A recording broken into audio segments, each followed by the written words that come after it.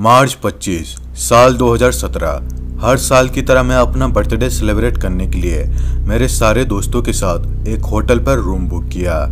उसके बाद मेरे सारे दोस्त मिलकर रूम को सजाने लगे और मैं भी सारे दोस्तों को इनवाइट करने लगा।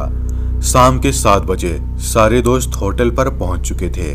उसके बाद मैं भी रेडी होकर होटल पर पहुंच गया। वहां पहुंचने के बाद मैंने देखा कि मेरे सारे दोस्त होटल पर नहीं हैं और ये देखकर मुझे थोड़ा सा अजीब लगा। उसके बाद मैंने जैसे ही एक कमरे के अंदर एंटर किया तो उस कमरे का दरवाज़ा अपने आप बंद हो गया। इस घटना से मैं काफ़ी ज़्यादा डर चुका था, लेकिन तभी उस कमरे का लाइट भी बंद हो गया। उसके बाद मेरे सारे दोस्त आकर मुझे हैप्पी बर्थडे विश करने लगे और सबके हाथों पर एक एक कैंडल भी था। और तभी मेरा नज़र एक लड़के के ऊपर गया जो कि बहुत ही अजीब दिख रहा था। उसका चेहरा पूरी तरह सफ़ेद पड़ चुका था और उसकी आंखों के नीचे कटे हुए निशान थे। और सबसे अजीब बात तो ये था कि वो मेरा दोस्त भी नहीं था और पहले कभी भी मैंने उस लड़के को कहीं पर देखा नहीं था। तभी मुझे लगा कि मेरे दोस्तों में से किसी ने उसको साथ लाया होगा और इसलिए मैंने किसी को भी कुछ नहीं कहा।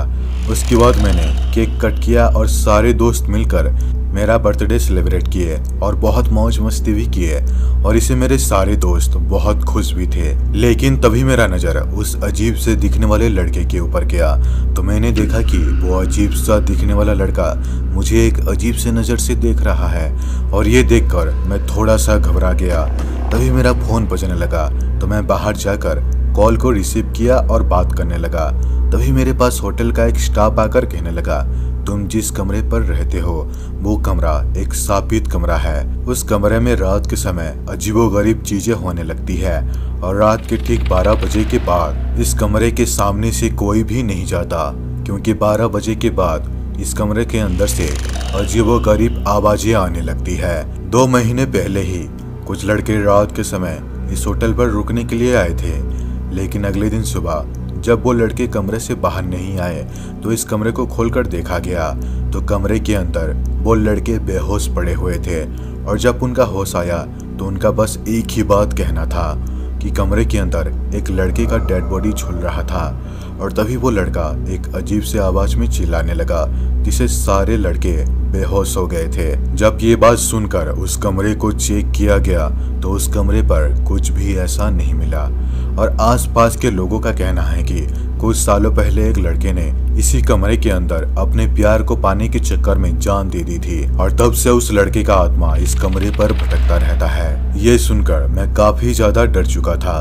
उसके बाद मैं कमरे पर जाकर अपने दोस्तों को सारी बातें बताने लगा, लेकिन कोई भी मेरे बातों के ऊपर यकीन नहीं किया। लेकिन तभी उस कमरे का लाइट्स अपने आप ऑन ऑफ होने लगा, जिससे सारे दोस्त बहुत ज्यादा डर चुके थे।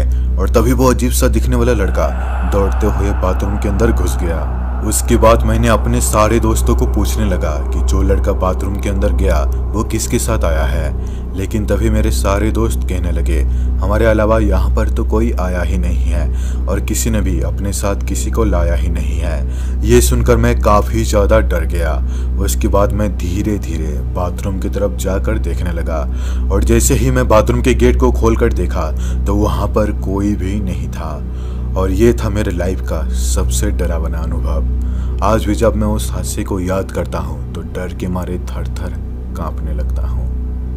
तो दोस्तों ये स्टोरी कैसा लगा नीचे कमेंट करके ज़रूर बताना। दोस्तों अगर वीडियो अच्छा लगा हो तो वीडियो को लाइक करें, शेयर करें और इस चैनल को सब्सक्राइब करना बिल्कुल भी ना भूलें। तो दोस्तों मिलते हैं अगले वीडियो में, तब तक के लिए धन्यवाद।